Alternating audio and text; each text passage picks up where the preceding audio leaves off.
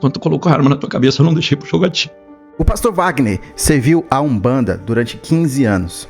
Ele tinha uma rede de 80 terreiros, do quais ele administrava. Mas ele, no fundo, se sentia escravizado. O que ele achava que era luz quase destruiu a vida dele. Mas então algo aconteceu. Algo que mudou a história dele para sempre. Ele disse que viu coisas que nem acreditava. Que o mundo espiritual, ele de fato existe. E a verdadeira luz mudou a vida dele. Então, assista esse vídeo até o final. Pode ser impactante para você, pode ajudar sua vida e as vidas das pessoas que estão ao seu redor. Então já compartilha esse vídeo, tá? Já compartilha muito para mais pessoas ficarem sabendo dessa história. Deixa seu like para fortalecer, se inscreve no canal e ativa o sininho de notificações, tá? Que aqui eu trago conteúdos bem legais que libertam a sua vida. Vamos lá pro testemunho, vou mostrar agora para vocês. Mas a cidade que eu Não me pergunto se ele fica. Isso, é. Mas a cidade que eu morei a minha vida quase toda foi São Gabriel, que é pertinho ali da igreja, que é próximo, né? E dentro de São Gabriel, eu presidia um centro de Umbanda. E nós tínhamos, dentro desse centro que eu presidia, era o maior da cidade, nós tínhamos 80 congal. É como se eu tivesse uma igreja matriz com 80 várias congregações.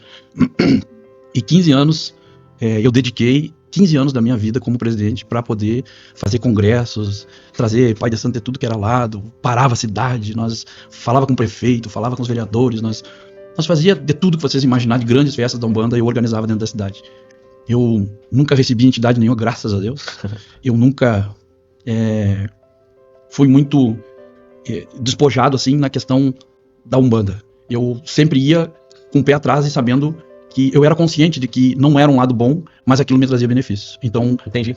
Eu fazia dessa forma, assim. Vi muita coisa errada e muita coisa que às vezes as pessoas duvidam. Eu quero dizer pra vocês que realmente acontece. E eu vi coisas que é impossível um ser humano fazer, somente possuído mesmo, somente com esse lado oculto, então, assim. Uma coisa que pode ser afirmada é que é pior do que aquilo que a gente vê. É muito pior. O mundo espiritual que rege em cima disso aí assim, ó, ele deixa a pessoa transtornada, virado do avesso mesmo, né?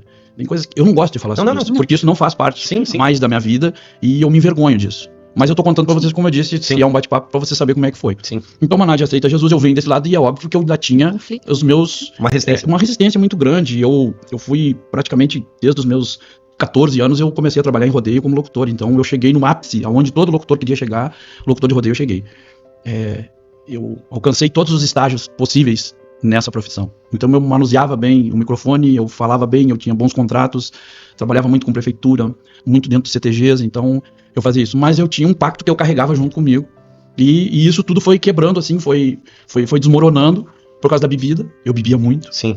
Eu fumava muito, eu usava drogas, então a minha vida era uma desgraça e eu achava que era feliz e que tinha tudo. Mas eu maquiava muitas coisas. Então quando houve o confronto do evangelho entrar dentro da minha casa, aquilo pra mim foi uma afronta muito grande. Mas aos poucos Deus começou a trabalhar, e se Deus tinha um projeto, um plano na nossa vida, ele teria que agir do jeito dele. E foi assim que aconteceu. A Nádia começou a congregar dentro da igreja, nós tínhamos uma caminhonete, e a Nádia disse, olha, vai ter um congresso, uma conferência, e eu queria que tu fosse comigo, porque eu disse pro pastor que nós vamos levar ele no nosso carro. E eu disse, o quê? Não pode? Como assim? Não, nós vamos levar o pastor, e a pastora, e tu vai ser o motorista. Não vou. E aí meio que nós discutimos ali, mas acabou que eu fui. Sim, cedeu. Eu fui. E aí eu preparei todo o ambiente pra destruir o pastor. Eu peguei todos os meus CDs de rodeio, peguei tudo, botei o som bem alto na caminhonete e cada CD que eu colocava não tocava. Nossa, que forte. E eu disse, meu Deus, o que tá acontecendo, né? Que não toca, que eu testei tudo. E o pastor, mas que bênção, que bênção. Tu não quer escutar um dos CDs que eu trouxe? Eu disse, não quero. Eu tenho um aqui. Ele disse, eu tenho um aqui. Olha, de tanto ele insistir, eu disse, não, mas não pode ter alguma coisa errada. Aí ele me deu o CD que ele tinha. E eu coloquei no carro, aí funcionou. Resultado que eu fiz quase 400 km escutando aquele CD ali. Pegou 290 e foi. Exatamente. Chegamos lá, pra resumir, eles montaram tudo pro congresso e faltou a bateria. Um irmão que ia emprestar a bateria não emprestou e eles tiveram que correr atrás. Aí ele chegou pra mim e disse, irmão Wagner. Mas não esquece que tinha programado a pescaria. Ele disse, não, tu vai lá ver a pescaria. Aí ele teve que arrumar a bateria e acabou a pescaria, ele arrumou a bateria. Veio um temporal, caía raio, e, meu Deus do céu, e o meu cunhado me ligou e disse, olha, vai ter que ficar para outro dia. Você foi à pescaria. Deus estava preparando tudo.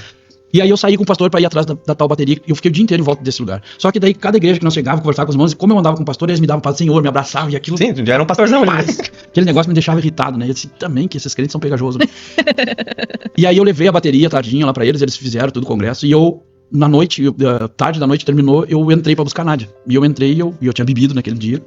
E quando eu voltei pra buscar a Nádia, uma senhora bem senhorinha assim, o coque amarrado bem em cima da cabeça, né? Ela veio até mim, botou a mão no meu ombro e disse assim, ó. Forte.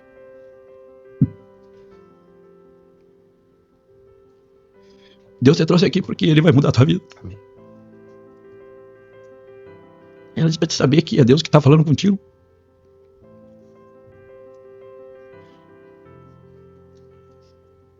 Quando tu colocou a arma na tua cabeça, eu não deixei pro jogo a ti.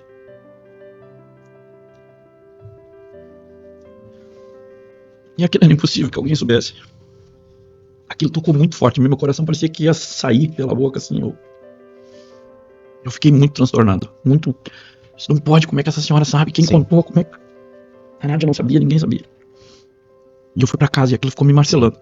Mas ao mesmo tempo que Deus, eu creio que Deus preparava tudo também, o outro lado também me colocava um monte de dúvidas na cabeça. E foi um período difícil pra mim naquele dia. Passou aquela noite, eu me lembro que meu irmão pediu, não bebe essa noite, não sai, mas não adiantou nada. Aí foi que eu saí mesmo. No outro dia a Nádia foi pro congresso e eu fui buscar ela. E quando eu cheguei lá, tava na hora do apelo. E eles estavam fazendo o apelo, eu cheguei bem no final. E eu sentei no último banco assim do auditório. O auditório tava lotado de gente. E eu sentei e fiquei quieto. Se eu vou sentar aqui que ninguém vai me enxergar, e aquilo de onde já passou. Aquela velhinha, ela deve ter consultado alguém e alguém deve ter falado. E eu pensava mil e uma bobagem porque eu não era ignorante, eu não conhecia nada. Então, quando o pregador fez o apelo e as pessoas foram tudo pra frente, eu olhei, meu filho tava de mão dada com a Nádia e ele fazia assim com a mãozinha. Nossa. E aquilo começou a tocar tão forte em mim. Eu pensei, o que eu tô fazendo aqui? E aí uma voz disse pra mim, levanta, vem. Sou eu que tô te chamando. O próprio Cristo. Que forte. E aí eu fui me levantar, quando eu levei a mão na cadeira, assim que eu fui me levantar, eu senti bem direitinho que duas mãos pegaram nos meus ombros e me seguraram na cadeira e disse, não vai. E aí eu fechei meus olhos e eu disse, Deus, se é tu que tá falando comigo, me dá força pra chegar lá. E eu fui caminhando muito lentamente, como se eu tivesse 50 quilos em cada perna. E a igreja foi abrindo o espaço e eu fui caminhando. Eu era muito conhecido lá na cidade. E quando eu fui chegando lá na frente, que tava a Nádia e o Lucas, a igreja já estava muito pentecostal, muito fervorosa. O pastor não falou nada do que estava pregando, ele só pegou o microfone e entregou na minha mão. E eu peguei o microfone e quando eu fui dizer que aceitava Jesus, a minha voz, ela sumiu, eu não tinha voz. Eu fiquei mudo por uns 5 minutos, 10 minutos talvez, e eu só chorava. Mas em pensamento eu disse, Deus, se tu quer eu pra ti mesmo, então faz alguma coisa, me devolve a minha voz, porque eu não tô conseguindo falar. E a minha voz voltou e daí eu mesmo declarei que eu queria aceitar Jesus e que eu queria morar mesmo. Glória a Deus. Que bênção. Foi muito marcante esse dia. Isso foi num domingo, encerramento do congresso lá, da conferência. Eu saí dali, cheguei em casa, conversei com a Nádia, peguei minha carteira de cigarro que tava no bolso, eu amassei, peguei todas as garrafas de cerveja que tinha na geladeira, botei tudo fora. Na hora. Na hora, chamei meu pai e minha mãe, disse, a partir de hoje eu não vou beber, não vou fumar, vou cuidar da minha casa, eu vou pra igreja. Eles abriram um sorrisinho pequeno assim, um pouco café, eu acho que agora é capaz de ir, mas tá difícil. Falei pra Nádia, e tá aqui ela do meu lado pra dizer pra vocês, que isso nunca mais aconteceu dentro da minha casa. Terça-feira eu voltei pra igreja que a Nádia congregava, e fui no culto em quase segunda-feira eu saí, comprei uma bíblia, comprei um terno, me vesti de crente. Não, bem, já veio. E fui pra igreja terça-feira, culto de ensino. Ah, Tinha meia dúzia de pessoas, não mudou muito, no culto de ensino. E eu sentei bem na frente pra escutar a palavra. Sim. O irmão que estava dirigindo o culto, me conhecia a Nádia, porque ela frequentava a igreja, mas ele estava nesse domingo que eu aceitei Jesus. Que tinha sido no domingo, né? Então ele pegou e disse, olha, eu queria dizer para os irmãos que nós estamos muito felizes, porque o irmão Wagner aceitou Jesus domingo, olha que maravilha, já está aqui dentro da igreja hoje, com a Bíblia na mão, que os irmãos ficaram felizes ali, né? E aí eles pregaram tudo, e ele disse assim, eu queria saber se tem alguém aqui que gostaria de ser batizado com o Espírito Santo. Eu levantei a mão, porque qualquer coisa que me desse naquela hora pra mim, eu não sabia o que era, mas como ninguém levantou a mão, eu levantei a minha mão. E o irmão teve pouca fé, porque ele disse pra mim, ele disse pra igreja, ele disse assim, olha que coisa linda, o irmão aceitou Jesus, onde já quer ser batizado com o Espírito Santo, faltou fé pra ele, mas eu tinha fé o suficiente. E eu disse, olha, se é bom eu quero, então a gente fica de pé, daí eu fiquei de pé, daí o meu irmão tava sentado mais pra frente, assim, e daí ele disse, não, eu quero chamar o irmão Cleber, abraça teu irmão aí quando o meu irmão me abraçou, eu fui batizado com o Espírito Santo. Teu irmão já era crente? Já. Era.